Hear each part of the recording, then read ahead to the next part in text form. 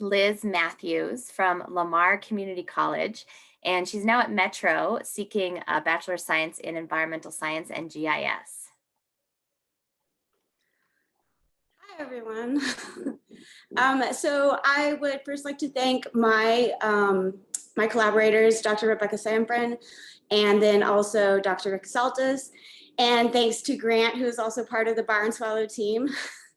So I got to join them in researching the barn swallows, and I was mostly collecting data at the beginning of the summer, but I was asked to come up with a biological question that I thought was interesting and something to look into for our really brief 2-month period where we were going to be working together. So the question I came up with was, how sensitive is the quantum compass in these migratory songbirds?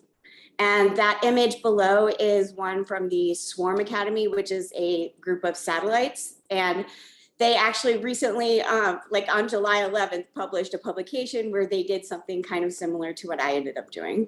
Next slide, please. So migration, most of you guys are familiar with it. There's a lot of species that do it. It's land, it's in the water, it's in the air. And for a long time, the primary navigation methods that we've assumed have been via landmarks, magnetic fields, solar and stellar and chemical indicators. So magnetoreception is a sensory or physiological response to magnetic fields, which is what we think drives several of these species in their migration patterns. And so one of the things that I thought was very interesting was the idea that when they came up with these ideas of how this was happening, like their first thought was, oh, we have these magnetic particles, magnetite particles in the blood and body. And they studied that for a while and they said, no, that's not really working. And then there was this idea of the ampule Lorenzi, which is still considered to be active. It detects electrical potential difference, but it's mostly in aquatic species, so not barn swallows so much. But the most recent discovery was one about cryptochromes. There's a particular cryptochrome, it's a protein in the eye called Cry4, and it produces a radical pair mechanism, which is that when blue light hits it, it sends off 2 electrons that create a subtle electric field, basically in the brain of the animal, which makes them super sensitive to magnetic fields. So I thought that that was super compelling and interesting, but my question was then, if we see this in these macro movements where lots of animals are moving together over large spaces, but this is a quantum mechanism, would we see something smaller on a small scale? Given the data that we had and the tools that I had, I wanted to know if there was any way we could combine these to see like localized, quantum mechanisms. Next slide, please. So this is the Cry4 cryptochrome and how it works in the eye of the European robin, which is a similar species. And actually the robin is one of the most sensitive species to geomagnetic fields. In fact, there's a wide variety of, and a big spectrum of like sensitivity within species and amongst different species. But this is essentially how it works. There's like 2 electrons, they get split off, there's a spin relationship. And the way that they recombined makes a difference in the behavior and the movement of the animal. Next slide, please.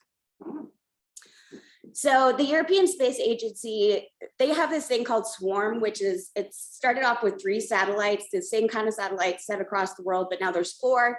And they essentially did the same kind of thing, where what they did was they tried to track geomagnetic fields. I put up the total field intensity and horizontal intensity, but there's usually like 4 or 5 different things that you can measure. And what they did was they measured, or they mapped these white geese and their movement. And you can tell that there are these trends that kind of emerge when you look at it from these different perspectives. So next slide, please.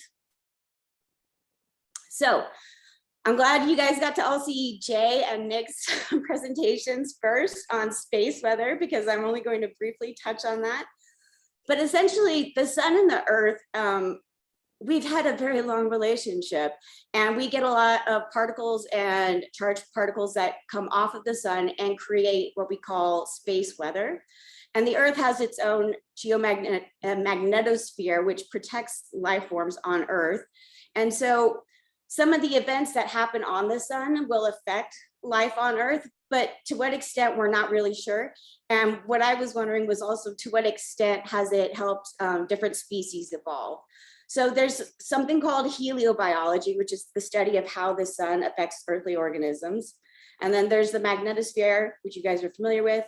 There's also sun cycles, which go from 11 to 22 years. It's basically a roughly 11-year cycle is a halfway point, and then 22 years is roughly the full cycle of like solar spots and solar storms. And so the sun will go up and down in peaks, highs and lows with these, basically with these photon extensions that hit the Earth.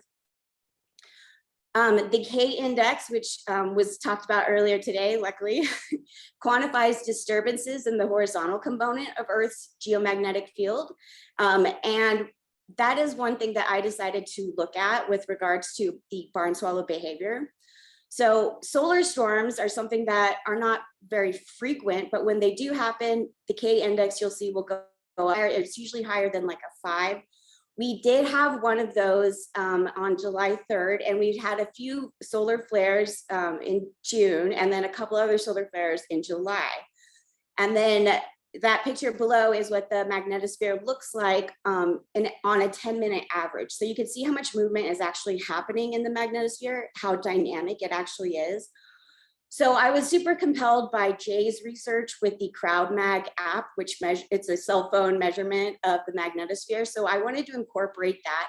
So what I did was essentially take my cell phone, and I had a friend's cell phone, and we took multiple readings at each of the sites where we went to evaluate these barn swallow nests. And what I did was I took those recordings and I compared it to these national and international space station weather stations to see how accurate it was, to see if we could find like a localized reading, because if we could find a localized reading system, then I could use that to track localized movement in these barn swallows. Next slide, please.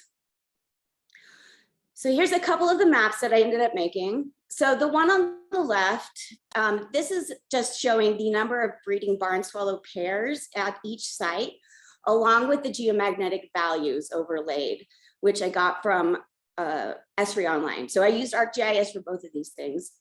And you can see that the breeding pairs, that there's larger ones in certain locations, and then there's like one really tiny one off to the far left in a much higher field intensity region.